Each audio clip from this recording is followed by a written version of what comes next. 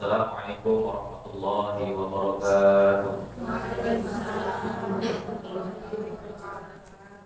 Al-Fatihah dari Sayyidil A'zami wal Ajab Syafa'ati wa ghalatil maut wa alihi wa ashabihi ahli sidqi wal ahkam wa hadiyatan minna lil muallifi hadzal kitabil mukarram Asy-Syaikh Muhammad Nawawi Al-Jawi sahibil maqam wa li masyayikhina wa li muallimina wa usulihim wa furu'ihim wa azwajihim ajma'in wa li futuhil ilmi wal hilmi wal hikmati wal hikam wa ila hadratin nabiyyi Muhammadin sallallahu alaihi wa alihi wa sallam. Al-Fatihah. A'udzu billahi minasy syaithanir rajim. Bismillahirrahmanirrahim. Alhamdulillahi rabbil alamin. Ar-Rahmanir Rahim. Maliki yaumiddin. Iyyaka na'budu wa iyyaka nasta'in. Ihdinas siratal mustaqim. Siratal ladzina an'amta 'alaihim ghairil maghdubi 'alaihim waladdallin.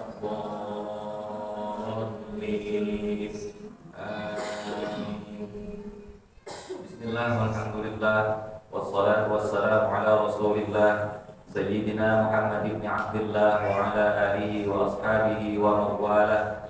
La hawla wa la quwwata illa billah, amma ba'du. Wa alamu anna an-nabiyya sallallahu alaihi wasallam qala la yanbaghi lil 'alimi an yaskuta li'ilmihi wa la lil jahili an yaskuta li jahlihi. Wa bis-sanadil muttasili ila al-imam al-mu'allif rahimahullahu ta'ala wa adaan naf'alihi wa bi'ulumihi fid daraini amin. Ibu-ibu yang dimuliakan Allah Subhanahu wa taala, kita melanjutkan pembahasan kita yaitu dalam kitab Nasaihul Ibad. Wa qala sallallahu alaihi wasallam, dan telah bersabda Nabi Muhammad sallallahu alaihi wasallam, arba'atu jawahir, yaitu ada 4 permata. Ada 4 permata, ada 4 perhiasan fi jismi bani Adam, yang mana 4 permata itu terdapat dalam jasadnya, dalam tubuhnya keturunan Nabi Adam alaihissalam, yaitu kita semua, ya umat manusia. Ada 4 permata yang ada pada diri manusia, yuziluha arba'atu asya'. Namun 4 permata ini dapat hilang.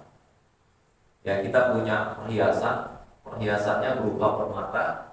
Ya, permata kan batu mulia ya, harganya mahal, apalagi kalau yang hobi gitu ya, udah masuk kolektor, koleksi, itu harganya udah nggak ada headnya gitu ya, harga eceran tertingginya udah nggak berlaku. Tapi 4 permata yang kita miliki, yang Allah berikan dalam diri kita, setiap manusia itu dapat yuziluha arba'atu asya'. 4 hal ini dapat hilang. Ya, minas sifatil madmumati, yaitu hilangnya itu karena sifat-sifat yang tercela. Ya, amal jawahiru, dan adapun al jawahiru, perhiasan itu, permata itu, fal aqlu, yang pertama adalah akal. Nah, akal ini yang bikin kita jadi mulia. Ya, jadi mulia.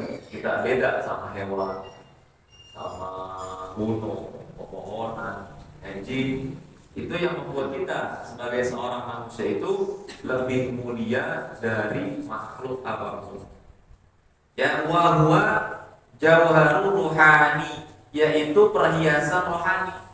Ya, khalaqahullahu ta'ala muta'alliqan bi badanil insi.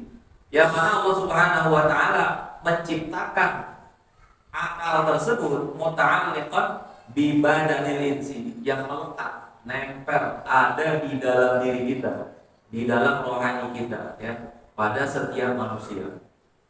Di akal kita harus bersyukur. Ya, ini salah satu nikmat, gitu ya, salah satu nikmat yang telah Allah berikan kepada kita, akal. Dan kita sering lupa, sama dengan kesehatan. Sehat kan orang juga lupa, ya. Jadi nikmat Allah itu ditafsirkan hanya harta aja gitu, harta. Jadi kalau Allah berikan nikmat, harta, padahal banyak. bisa mengekspresikan seluruh apa yang kita mau gitu ya, dengan bantuan dari akal ini. Dan juga dengan akal ini kita mendapatkan kemuliaan dari Allah Subhanahu wa taala dibanding makhluk-makhluk yang lain. Lalu wadinu, yang kedua itu adalah agama. Nah, agama Islam ini ya, kalau lagi orang ceramah atau kalau bapak-bapaknya tuh lagi khutbah Jumat gitu ya, ya puja, puji, syukur kehadirat Allah Subhanahu wa taala atas nikmat-nikmat yang telah diberikan, khususnya nikmat iman, Islam gitu. Nah, iman dan Islam ini agama yang kita sudah kayak alhamdulillah orang tua kita Muslim dan kita menjadi seorang Muslim. Nah, ini juga harus kita syukuri nih. Ya, wa huwa ma yad'u ashabal aqli ila qabuli ma huwa minar rusuli. Yaitu yang mengajak kita, yaitu ahli-ahli akal, artinya orang-orang yang berakal ila qabuli ma huwa minar rusuli. Yaitu menerima apa-apa yang telah Allah Subhanahu wa taala berikan kepada Nabi Muhammad sallallahu alaihi wasallam. Nah, ini ya agama Islam ini. Yaitu permata yang telah Allah berikan, ya perhiasan yang telah Allah berikan kepada kita semua. Coba kalau kita nggak punya agama Islam, artinya kalau kita bukan beragama Islam, kita makan contohnya daging babi yang diharami sama Allah, yang menjijikan gitu ya. Kalau kita lihat di negara-negara lain tuh ada yang makanannya tuh menjijikan tuh, ya. Ada yang makan belatung dan lain sebagainya yang diolah dengan sedemikian rupa. Tapi lantaran kita beragama Islam, Allah memberikan perhiasan kepada kita semua. Alhamdulillah, yang keji dan yang menjijikan itu enggak ada, enggak kita konsumsi. Lalu yang berikutnya wal haya, haya itu malu, rasa malu itu juga perhiasan. Ya, rasa malu itu yang ada dalam diri kita itu termasuk perhiasan, permata yang telah Allah Subhanahu wa taala berikan kepada diri kita. Ya, kita malu mengerjakan apa yang Allah larang. Kita malu tidak meninggalkan kita malu meninggalkan apa yang Allah Subhanahu wa taala perintahkan. Ya. Timbul dengan sendirinya tuh. Ya, kalau di Indonesia itu lebih dikenal norma, ada norma-norma yang berlaku di masyarakat. Berarti dalam Islam ada al-haya, rasa malu. Ya, makanya disebutkan al-haya minal iman, rasa malu itu sebagian daripada keimanan. Nah, yang berikutnya wal amalus shalih. Nah, perhiasan yang berikutnya itu adalah amal shalih. Ya, kita digiring oleh Allah Subhanahu wa taala untuk melakukan amal-amal shalih, itu adalah perhiasan. Gitu ya. Itu perhiasan, itu permata yang telah Allah Subhanahu wa taala berikan kepada kita. Ya, jadi kita ya seperti pertemuan sebelumnya saya sebutkan,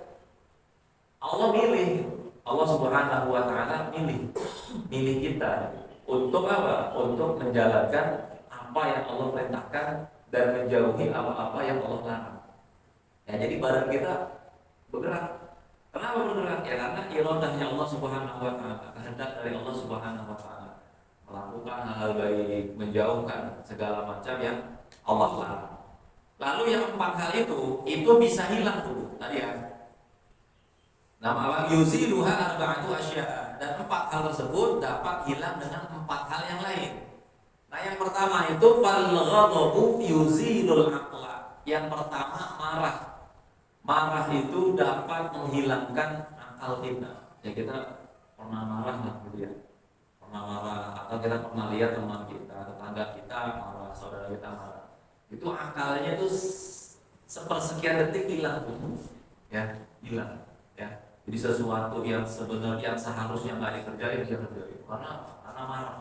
Ya, makanya al-ghadabu yuzilul aqla wa huwa nurun fil qalbi yu'ribu bihil haqq wal batil. Karena akal itu adalah nur, cahaya. Ya, jadi akal itu adalah cahaya yang ada di dalam hati kita. Yang mana yu'ribu bihil haqq. Dengan akal tersebut kita dapat mengetahui al-haqqu wal batil. Yang mana yang hak dan mana yang batil. Nah, kalau itu sudah hilang dengan marah, maka yang hak dan yang batil udah nggak bisa kita bedain. Karena apa? Karena tadi itu wal-ghadab, karena kita terkuasai oleh yang namanya marah. Makanya Rasulullah SAW ngajarin kalau marah lagi berdiri gitu ya, duduk. Ya, kalau duduk nggak hilang juga, duduk. Gitu. Karena marah itu datangnya dari setan. Dan setan dari api, maka wudhu. Ya, kita kenakan tubuh kita ini dengan air. Waruya, dan diriwayatkan annahu sallallahu alaihi wasallam, bahwasanya Nabi Muhammad sallallahu alaihi wasallam telah bersabda, ya Muawiyah, kepada Muawiyah, ya Muawiyah, iyyaka wal ghadab, ya jauhilah oleh kamu marah. Fa innal ghadaba yufsidul iman, karena sesungguhnya marah itu dapat menghapus atau menghilangkan keimanan. Kama yufsidus sabirul asal, sebagaimana apa namanya tuh, apa sih namanya, rasa manis gitu ya, dapat menghilangkannya rasa manis dalam madu. Ya, jadi apa namanya tadi itu, jauhi dari kita rasa marah. Ya memang sulit gitu ya. Ya masing-masing kita, bukan ini mulu, saya juga gitu. Tapi kata Imam Ghazali sekali lagi, riyadhah, latihan untuk apa namanya, mengendalikan rasa marah itu, ya. Karena apa? Rasulullah SAW bersabda dalam hadis yang lain, la taghdab, ya janganlah kamu marah. La taghdab walakal jannah. Maka kalau kamu nggak marah, ya susah nih makanya, karena hadiahnya surga. La taghdab, jangan marah. Walakal jannah, maka kamu akan mendapatkan surga. Itu hadis Rasulullah Sallallahu Alaihi Wasallam. Bagaimana? Ya senada dengan ayat Al-Quran. Ada wal kaziminal ghaiza wal 'afina 'anil nas wallahu yuhibbul muhsinin. Itu kan ayat sebelumnya itu. Wasari'u ila maghfiratin mir rabbikum wa jannatin 'arduhas samawati wal ardh u'iddat lil muttaqin. Ya bersegeralah kalian menggapai ampunan Allah Subhanahu wa taala. Ya wasari'u ila maghfiratin mir rabbikum wa jannatin 'arduhas samawati, yang mana nanti Allah sudah mempersiapkan surga ya, yang luasnya seluas langit dan bumi. U'iddat lil muttaqin, yang Allah persiapkan untuk orang-orang yang bertakwa. Nah, pada ayat berikutnya dong, ya, alladzina yunfiquna fis sarra'i wad dharra'i wal kaziminal ghaiza wal 'afina 'anil nas. Itu orang-orang bertakwa, orang yang menginfakkan, mensedekahkan harta bendanya fis sarra'i wad dharra, ketika senang dan susah. Ya, wal kaziminal ghaiz, dan dapatkan orang yang dapat menahan marahnya.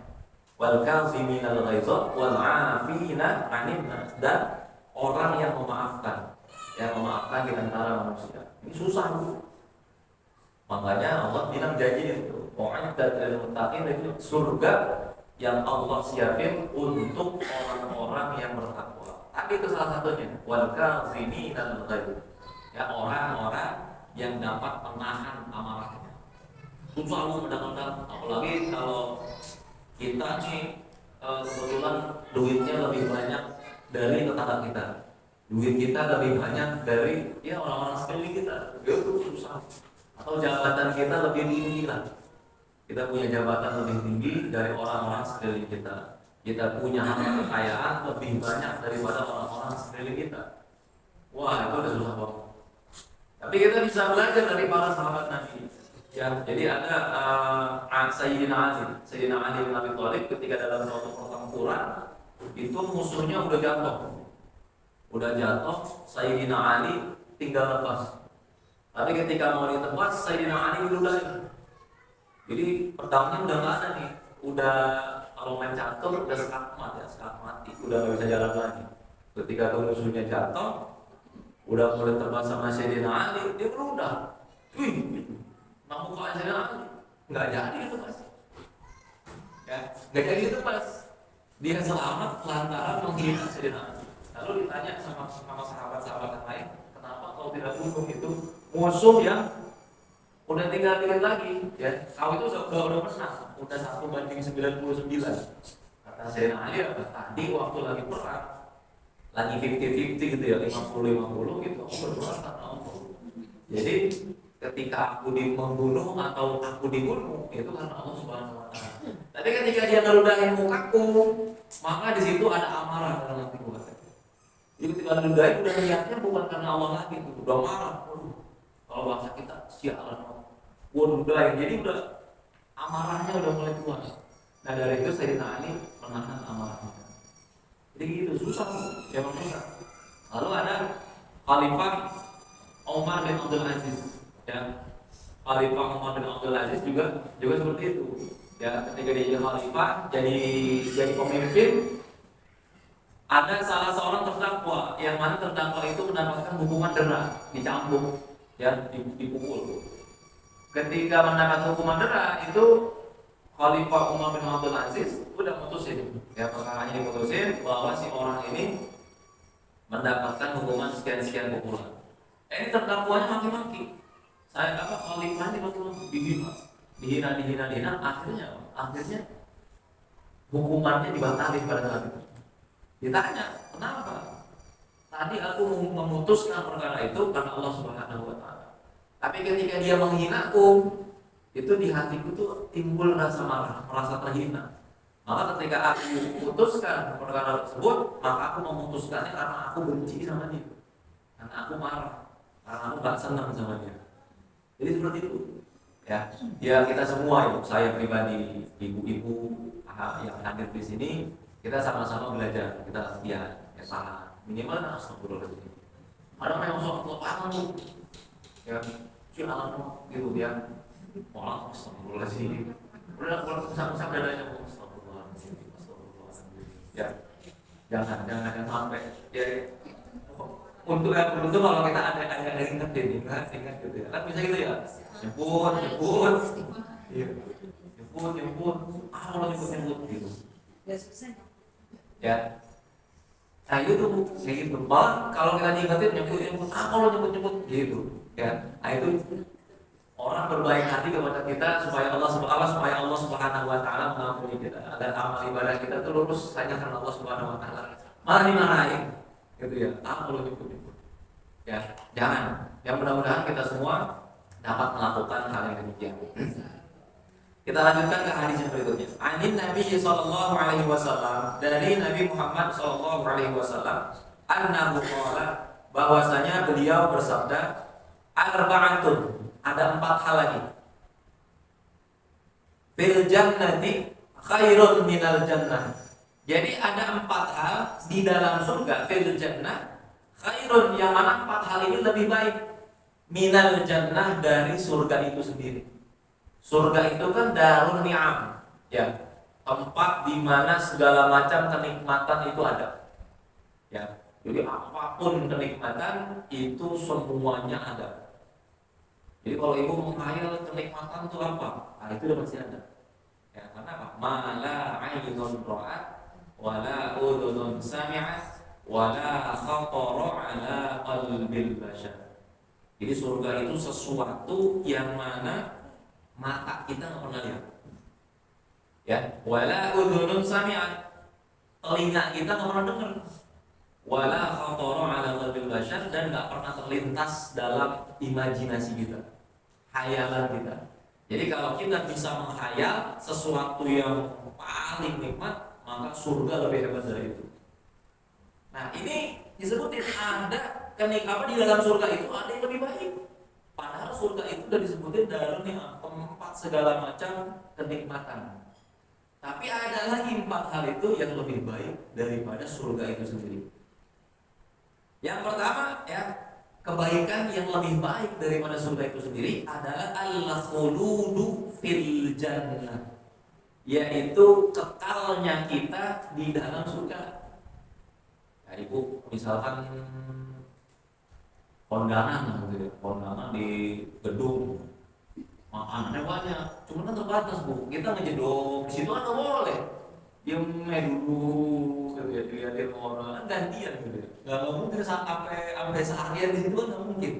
Makanan enak, aku di sini aja dah sampai sore, udah makan siang nanti nunggu sampai sore biar makan lagi, gue makan kedua lalu gue pulang, kan nggak bisa kayak gitu, terbatas. Nah, Kenikmatan di dalam surga itu kalah sama kekalnya kita dalam surga. Ya, jadi nggak ada khalidina fiha abada. Jadi kekal kita di dalam surga. Nah, itu lebih ya, kekalnya kita di dalam surga itu lebih atau lebih hebat dari surga itu sendiri. Ya. Apa ayat qalatul iqamatu fil jannati an amali ahliha min wujudi nafsil jannah. Jadi kita panjangnya, kita langgengnya kita dalam surga waktunya, dan berdiam dirinya kita di surga itu, menikmati segala macam kenikmatan di surga itu lebih baik dari surga itu sendiri. Lalu yang berikutnya ya, kebaikan ya yang lebih baik dari surga sendiri, wa khidmatul malaikati fil jannah, yaitu pelayanan malaikat. Ya, pelayanan apa ya, servisnya malaikat buat kita ya, buat diri kita fil jannah, di dalam surga. Ya kan, surga itu sebuah kebaikan, kenikmatan. Ada lagi yang lebih hebat, apa? Kita dilayanin. Ya, kita dilayanin di dalam surga. Mau malaikat, mau apa aja itu kita tersedia. Ya udah, karena kenikmatan. Gimana sih? Ya. Jadi sesuatu yang nggak nikmat nggak ada di surga. Dilayani mau ini, mau itu, itu semuanya Allah Subhanahu wa taala siapkan. Salah satunya apa? Pelayanan khusus VVIP dari malaikat-malaikatnya Allah Subhanahu wa taala. Lalu berikutnya wajiwarul anbiya'i, itu kita bisa bertetangga dengan siapa? Al-anbiya, dengan para nabi. Ya, Nabi Adam yang wajahnya di tangga Bapak lihat, ya Adam, Idris, Nuh, Saleh, atau para nabi yang dalam kitab Kifayatul Anbiya disebutkan itu 124 ribu nabi, ya 124 ribu nabi itu ya, dalam kitab Kifayatul Anbiya disebutkan itu kita bisa menjadi tetangganya, ya berdekatan nantinya, berdekatan dengan para nabi. Itu menjadi suatu kebaikan yang lebih baik daripada surga sendiri. Ya, fil jannah, yaitu dalam surga. Khairun minal jannah, itu lebih baik daripada surganya itu sendiri.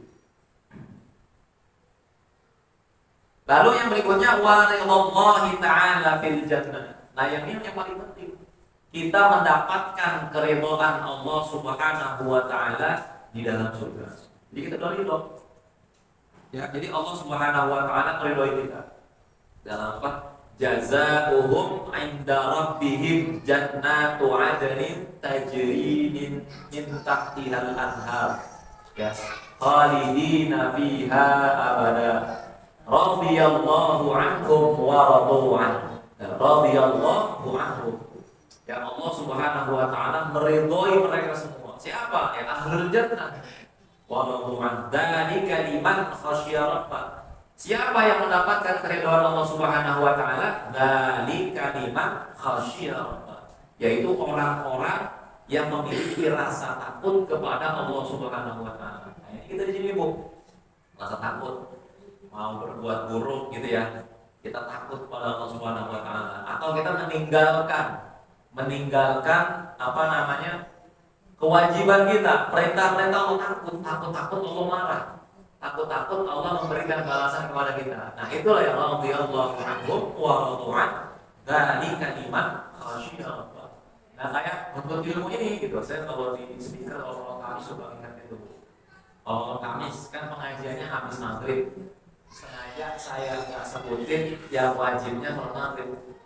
Ya, biar pada bapak-bapak ya, saya beritahu tuh bahwasanya malam ini ada pengajian musola Baitul Muttaqin buat bapak dan saudara.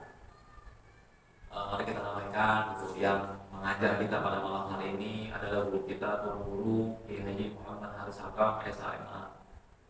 Nah, terus saya nggak nyebutin mari sama-sama kita sholat maghrib berjamaah, nggak, tapi mari sama-sama kita menjalankan kewajiban kita menuntut ilmu agama. Begitu. Kenapa? Karena orang lupa kalau sholat 5 waktu maghrib itu pada ingat ya itu wajib.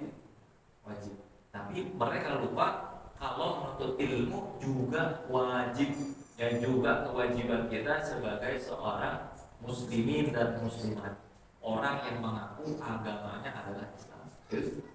Ya gitu kan saya sebutkan, tapi bukan soal maghribnya, untuk ilmunya.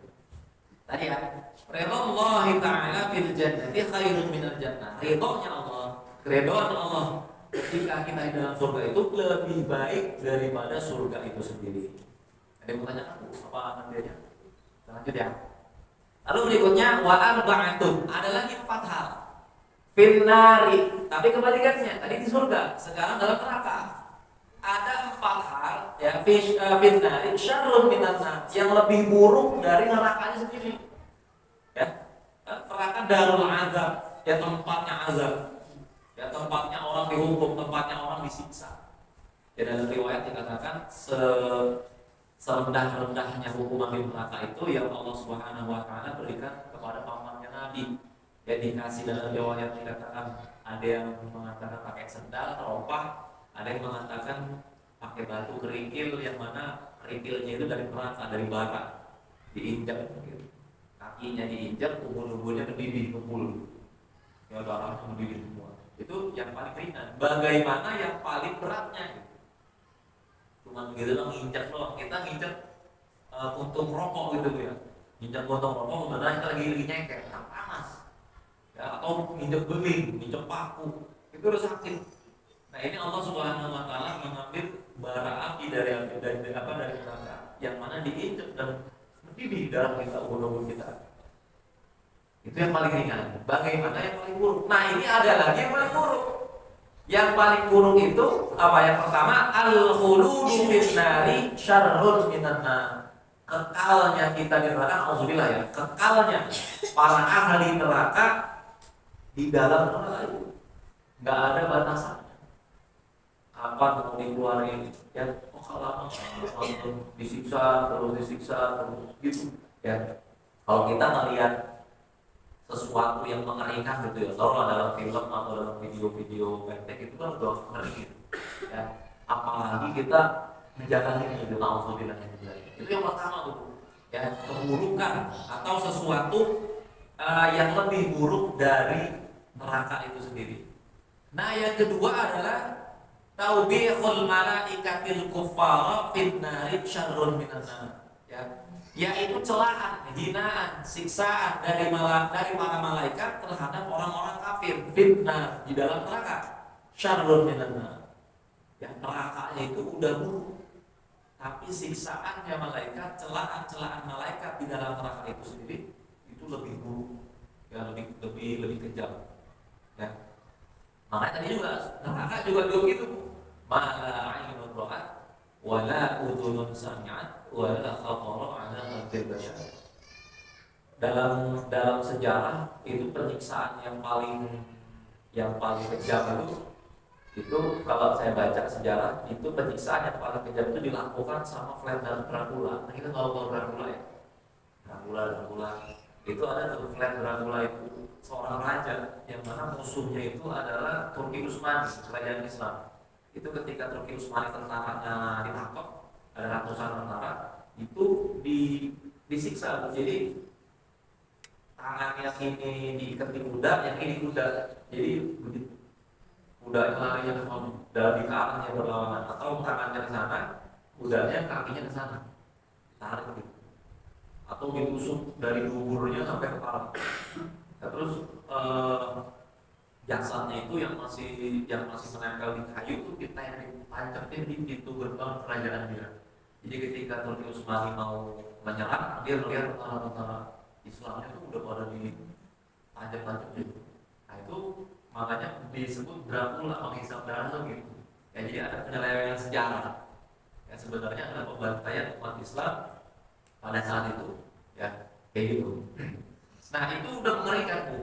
Tapi kata hadis Rasulullah, wala khatara 'ala qalbil bashar, enggak pernah terlintas dalam benak kita, dalam imajinasi kita betapa pedihnya api neraka. Jadi dalam neraka itu. Lalu yang berikutnya, keburukan yang kita nauzubillah yang dialami oleh para penduduk neraka, ya, yang lebih buruk dari neraka itu sendiri adalah wajiwarus syaiton fin nari syarrun minan nar, yaitu bertetangganya kita dengan setan. Ya. Tetangga kita ada setan, ada jin gitu ya di dalam rumah kita gitu, itu udah gak nyaman. Kita jadi tetanggaan. Nah itu memungkinkan. Nauzubillah, itu bagi para penduduk neraka. Ya. Fasyaitanu qarinu ahliha fi silsilatin wahidatin. Maka setan itu akan menjadi pasangan bagi para penduduk neraka fi silsilatin wahidatin, pada satu rantai yang sama. Jadi sama-sama dibelenggu satu, kita nggak bisa pergi. Alhamdulillah. Nah itulah keburukan yang dirasakan oleh para penduduk neraka.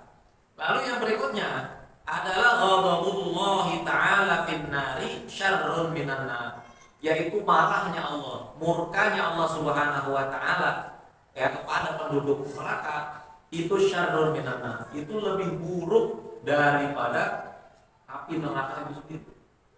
Marahnya Allah, marahnya Allah kepada kita, gitu ya. Ibu, misalnya ibu punya anak, disuruh nggak dijalani, dilarang malah dikerjain, kan marah.